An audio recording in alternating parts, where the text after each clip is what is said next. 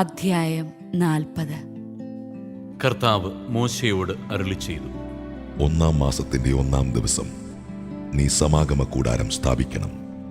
സാക്ഷ്യപേടകം അതിനുള്ളിൽ പ്രതിഷ്ഠിച്ച് തിരശീല കൊണ്ട് മറയ്ക്കണം. മേശ കൊണ്ടുവന്ന് അതിൻ്റെ ഉപകരണങ്ങളെല്ലാം അതിന്മേൽ ക്രമപ്പെടുത്തി വയ്ക്കണം. വിളക്കുകാൽ കൊണ്ടുവന്ന് അതിന്മേൽ വിളക്കുകൾ ഉറപ്പിക്കുക.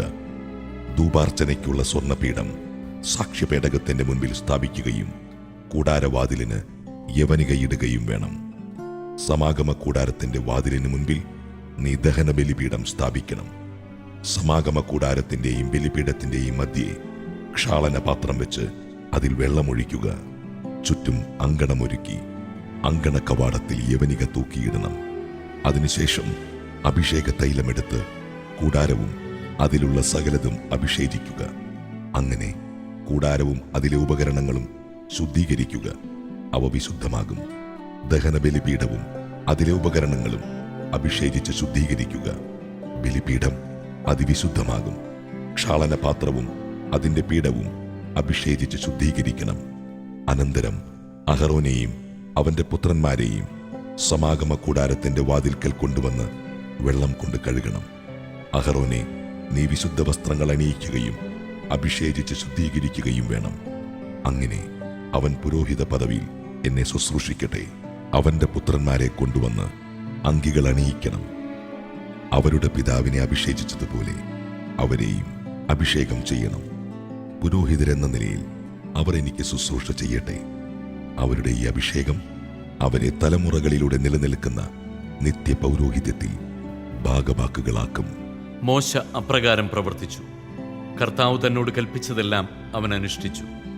2-ാം വർഷം 1-ാം മാസം 1-ാം ദിവസം കൂടാരം സ്ഥാപിക്കപ്പെട്ടു.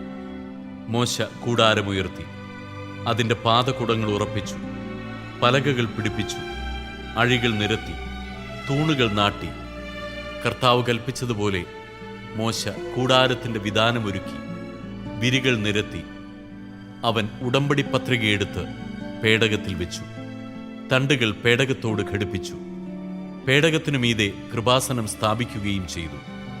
കർത്താവ് കൽപ്പിച്ചതുപോലെ മോശ സാക്ഷ്യപേടകം കൂടാരത്തിനുള്ളിലേക്ക് കൊണ്ടുവന്നു. അത് തിരശീല കൊണ്ട് മറച്ചു. അവൻ സമാഗമ കൂടാരത്തിൽ ശ്രീകോവിലിന്റെ വടക്കുവശത്തായി യവനികയ്ക്ക് വെളിയിൽ മേശ സ്ഥാപിച്ചു.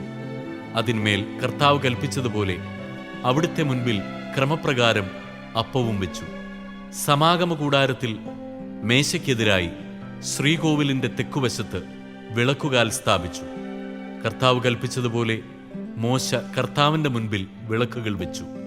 സമാഗമ കൂടാരത്തിൽ തിരശീലയുടെ മുൻപിൽ ധൂപാർച്ചനയ്ക്കുള്ള സ്വർണ്ണപീഠം സ്ഥാപിച്ചു. കർത്താവ് കൽപ്പിച്ചതുപോലെ മോശ അതിന്മേൽ പരിമളദ്രവ്യങ്ങൾ പുകച്ചു. കൂടാരത്തിന്റെ വാതിൽക്കൽ തിരശീല തൂക്കിയിട്ടു.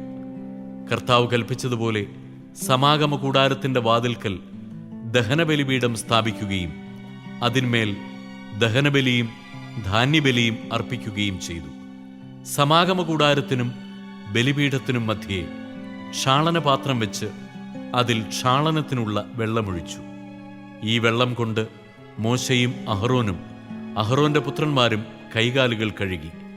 കർത്താവ് മോശയോട് കൽപ്പിച്ചതുപോലെ അവർ സമാഗമ കൂടാരത്തിൽ പ്രവേശിക്കുമ്പോഴും ബലിപീഠത്തെ സമീപിക്കുമ്പോഴും ക്ഷാളനകർമ്മം അനുഷ്ഠിച്ചു പോന്നു. അവൻ കൂടാരത്തിനും ബലിപീഠത്തിനും ചുറ്റും അങ്കണമുണ്ടാക്കി. അങ്കണ കവാടത്തിൽ യവനികയിട്ടു. അങ്ങനെ മോശ ജോലി ചെയ്തു തീർത്തു. അപ്പോൾ ഒരു മേഘം സമാഗമ കൂടാരത്തെ ആവരണം ചെയ്തു. കർത്താവിന്റെ മഹത്വം കൂടാരത്തിൽ നിറഞ്ഞു നിന്നു.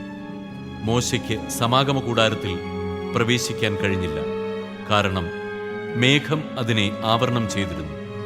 കർത്താവിന്റെ മഹത്വം കൂടാരത്തിൽ നിറഞ്ഞു നിന്നിരുന്നു. മേഘം കൂടാരത്തിൽ നിന്ന് ഉയരുമ്പോഴാണ് ഇസ്രായേൽ ജനം യാത്ര പുറപ്പെട്ടിരുന്നത്. മേഘമുയർന്നില്ലെങ്കിൽ അത് ഉയരുന്ന ദിവസം വരെ അവർ പുറപ്പെട്ടിരുന്നില്ല. കർത്താവിന്റെ മേഘം പകൽ സമയത്ത് കൂടാരത്തിനു മുകളിൽ നിലകൊണ്ടിരുന്നു. രാത്രി സമയത്ത് മേഘത്തിൽ അഗ്നി ജ്വലിച്ചിരുന്നു. ഇസ്രായേൽ ജനം യാത്രയുടെ ഓരോ ഘട്ടത്തിലും ഇത് ദർശിച്ചു.